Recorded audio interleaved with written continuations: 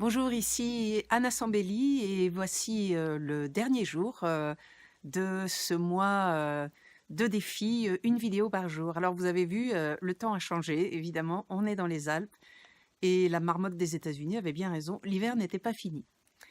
Alors aujourd'hui, je vais vous parler d'une citation de Confucius qui dit Fais le travail que tu aimes et tu n'auras plus jamais à travailler.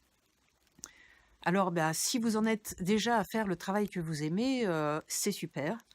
Mais, si vous ne l'êtes pas, c'est pas très grave. Je vais vous expliquer pourquoi.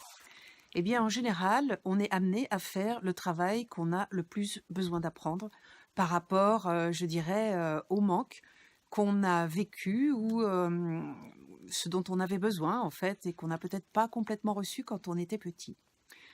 Alors moi, avant, de faire le métier que j'aime, c'est-à-dire de ne plus jamais travailler, heu, c'est-à-dire de pouvoir il y avait je vous donne une autre petite citation qui dit, «Un auto-entrepreneur est prêt à faire, 80 heures pour ne pas travailler 40 heures».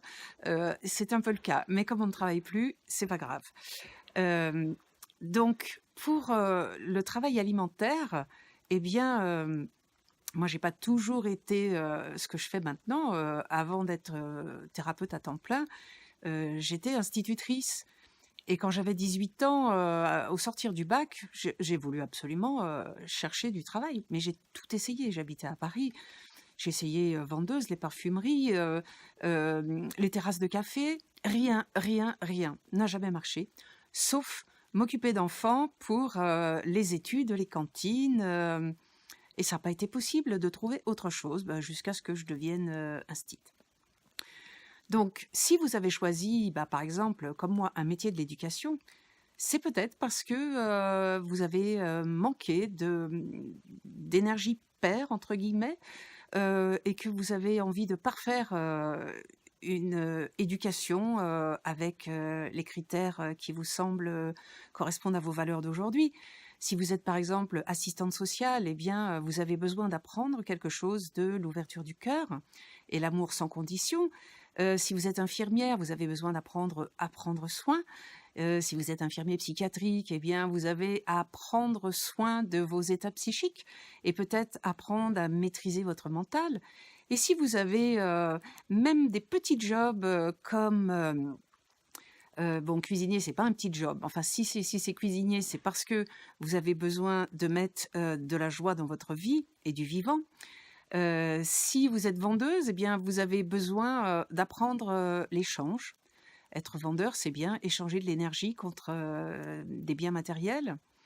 Et puis, si vous êtes esthéticienne, par exemple, eh bien, vous avez besoin d'apprendre à vous mettre en valeur. C'est pour ça que vous mettez les autres en valeur.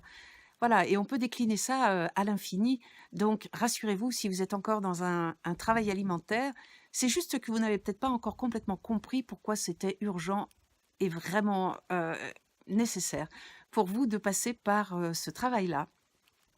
Et lorsque vous en aurez fait le tour, donc moi j'étais instite, mais j'ai surtout, continué, pendant une quinzaine d'années à m'occuper d'enfants en maternelle. Donc j'ai fini avec les 3 ans et c'était vraiment, récupérer les gestes maternels et je dirais les bonnes habitudes, de la matière. Et quand ça a été, au clair, eh bien, j'ai pu passer à autre chose. Donc si vous avez envie de passer à autre chose, soyez patient et vous pouvez travailler un petit peu plus en attendant, votre nouveau boulot, à décrypter pourquoi vous êtes dans celui-là.